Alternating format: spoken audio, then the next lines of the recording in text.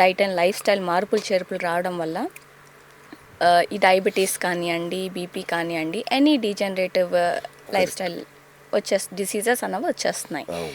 మీ చుట్టుపక్కల చూస్తే ఒక 30 years క్రితం అన్ని హోటల్స్ అన్నీ ఉండేవి కాదండి, రెస్టారెంట్స్ ఉండేవి కాదు. ఇంట్లో వండుకోవడం, తినడం, మహా అయితే టిఫిన్ సెంటర్స్ ఉండేవి ఎక్కువగా ఉంటాయి. ఇప్పుడు మీరు గల్లీలో వెళ్ళి చూడండి, కార్నర్లో ఫుడ్ బడ్డీ దగ్గర నుంచి ఇంట్లో ఎవరు ఉండటం లేదు. సాటర్డే సండే అయితే లేడీస్ ఎక్కువ కనిపిస్తున్నారు హోటల్లో.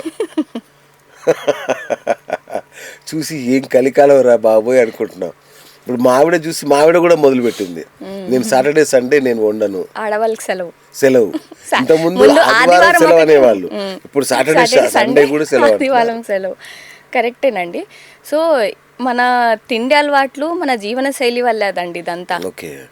సో ఇది కనుక ఇక్కడ బాగాలేకపోతే అక్కడి నుంచి మీ బాడీలో హౌ యూ మెటబలైజ్ థింగ్స్ అన్నది మారిపోతుంది. అందుకే మితిమీరి తినడం, అసలు నోటికి లెక్క లేదు, హద్దు లేదు, తింటూ ఉండడం. అండ్ మన జీవన శైలిగా కొన్ని తిన్నదంతా అరిగిస్తున్నామా అది లేదు.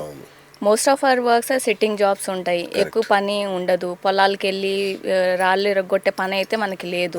సో ఆ తినేదంతా మనం అరిగించలేము, అది కొవ్వు కింద జమ అవుతుంది. మరి ఆ కొవ్వు కాస్త మళ్ళీ పొట్ట చుట్టూ జమ అయితే మళ్ళీ ఇంకో బాధ.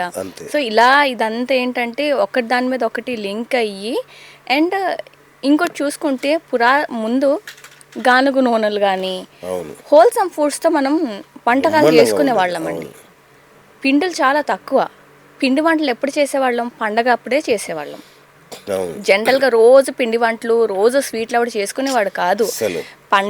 పండగ వస్తే చుట్టాలు వచ్చాడు, లేకపోతే ఇంటికి అల్లుడు వచ్చాడు అంటేనే అప్పుడేదో పిండి వంటలు సమ్ కైండ్ ఆఫ్ హడావిడి ఉండేది. పండగల్లో పబ్బల్లో అలా ఉండేది అంతే. ఇప్పుడు అలా కాదు, ప్రతిరోజు ప్రతి పూటకి ఇవాళ నాకు ఏదో తినాలనిపిస్తే స్విగ్గీ జొమాటోలు ఉన్నాయి, ఆర్డర్ చేసేసుకుంటున్నారు, వచ్చేస్తుంది. అంటే అక్కడ కంట్రోల్ లేకుండా పోతుంది. అంటే ఫ్లెక్సిబిలిటీ ఈజీ అయిపోయిందండి యాక్సెస్. ముందేమైనా చేసుకోవాలంటే నలుగురిని జమ చేసుకుని ఒక కమ్యూనల్ యాక్టివిటీలా చేసుకునేవాళ్ళు.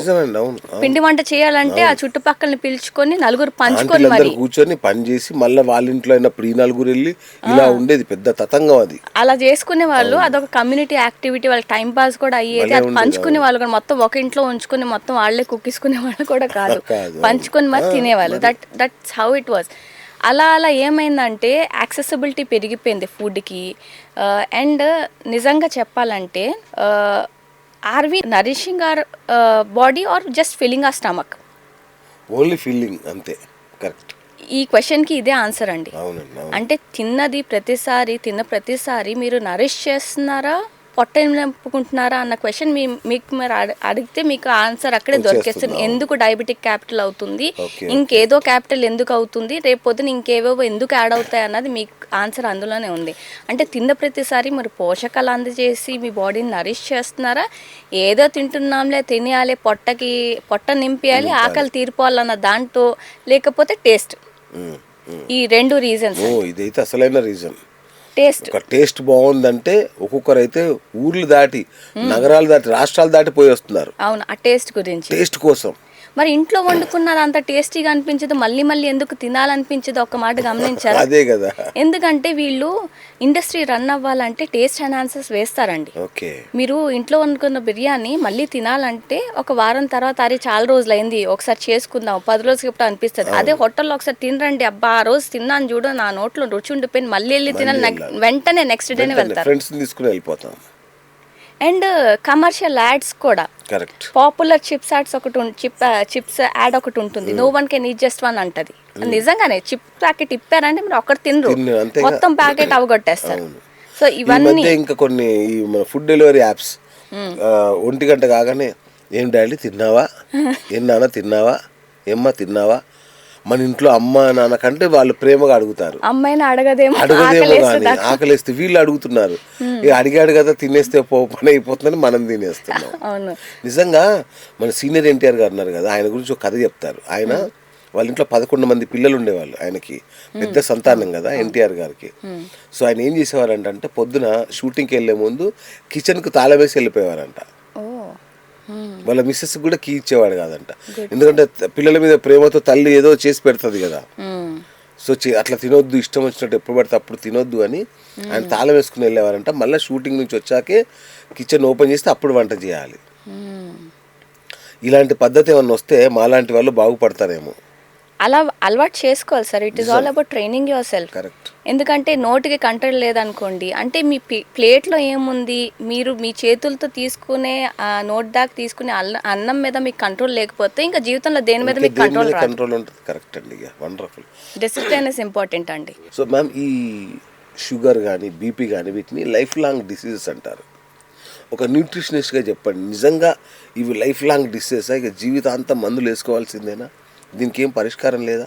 ఎందుకు లేదు సార్, ఉందా? ఖచ్చితంగా ఉంది. ఓ ఓకే. ఏదైతే మీకు డీజనరేటివ్ లైఫ్ స్టైల్ డిసీజెస్ వచ్చాయో అదే డైట్ అండ్ లైఫ్ స్టైల్ని మీరు కరెక్ట్ చేయండి. అవి తగ్గకుండా పోతే మీ పేరు మార్చుకోండి. అవునా? నా పేరు కూడా మార్చేయండి. మీ పేరు మార్చుకోండి, నన్ను ఎంటారు ఎందుకు? అంటే పాటించాలి, ఒక రోజు 2 రోజులు కాదు, సరదా పడిపోవడం కాదు. మీ ఫ్రెండ్స్కి ఒక విషయం చెప్పాలి. బిఎస్ నువ్వు తగ్గొచ్చు కదా, మరి ఇంత పెద్ద డైట్ ప్రోగ్రామ్ చేస్తున్నావని మీకు డౌట్ రావచ్చు. నేను ట్రై చేస్తున్నా మేడం ఇచ్చిన డైట్, కాకపోతే చీటింగ్ ఎక్కువ జరుగుతుంది. అంటే ఇప్పుడే కదా, మళ్ళీ ఒకరోజు పాటిస్తున్నాను, ఇంకొక రోజు చీట్ చేస్తున్నాను. సో కొద్ది రోజుల తర్వాత ఖచ్చితంగా తగ్గుతాను. ఎందుకంటే మరి ఇంత మంచి మేడం నా ముందు పెట్టుకొని నేను తగ్గకపోతే మీకు చెప్పి ప్రయోజనం లేదు. సో అందుకని నేను కూడా ట్రై చేస్తున్నాను. కాబట్టి తొందరపడి నన్ను తిట్టకండి, ఓకేనా? రైట్, నెక్స్ట్ చెప్పండి మేడం. సో బీపీ, షుగర్ వంటివి ఎలా వచ్చాయి స్టార్టింగ్లో? డయాబెటీస్ అన్నది ఒక రకంగా మన ఇండియన్స్ కానీ సౌత్ ఏషియన్స్ కానీ అవతల అంటే వేరే పాపులేషన్, వరల్డ్లో ఉన్న వేరే పాపులేషన్ కన్నా మనకి జెనెటిక్ ప్రీడిస్పోజిషన్ అన్నది ఉన్నది. అంటే we are more susceptible to these kind of diseases.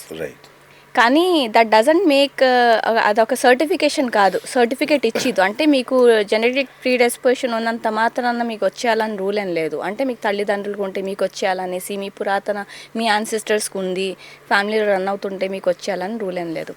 So anything that is the outcome of diet and life style, if you correct this diet and life style, it can మీరు రెమిషన్లో దానికి net ఇవ్వచ్చు. Okay, అది పెద్ద rocket science ఏమీ కాదు sir. Okay okay. మీ జీవన శైలి, మీ తినే విధానం, మీరు ఏం తింటున్నారు, బాడీని ఎలా ఫీడ్ చేస్తున్నారు. ఫుడ్ ఇస్ ఇన్ఫర్మేషన్ అండి. ఫుడ్ అనేది జస్ట్ ఫ్యూయల్ కాదు, ఫుడ్ మీ బాడీకి ఇచ్చి మీరు ఇన్ఫర్మేషన్. మీరు మంచి ఇన్ఫర్మేషన్ ఇస్తే మంచి అవుట్పుట్ వస్తుంది. మీరు చెత్త ఇన్ఫర్మేషన్ ఇస్తే చెత్త అవుట్పుట్టే వస్తుంది. అంటే ఇప్పుడు ఎగ్జాంపుల్గా చెప్పాలంటే, కుళ్ళిపోయిన కూరగాయలతో కూర చేసుకొని టేస్టీగా వండవే అంటే ఎలా వండుతారండి? నువ్వు తెచ్చిన కూరగాయలు ఏంటి, నువ్వేం వండుతున్నావు, దీంట్లో టేస్ట్ కావాలా అని అంటారు, అంతే కదా. సో అలాగ కుళ్ళిపోయినవి నిజంగా మేము ఇచ్చే ఫుడ్ బాడీకి ఎలా ఇస్తున్నామంటే, ఆ జంక్ అది తింటున్న విధానం చూస్తే కుళ్ళిపోయే దానికన్నా నాసి రకంవి మన బాడీకి ఇస్తున్నాం, మన సెల్స్కి.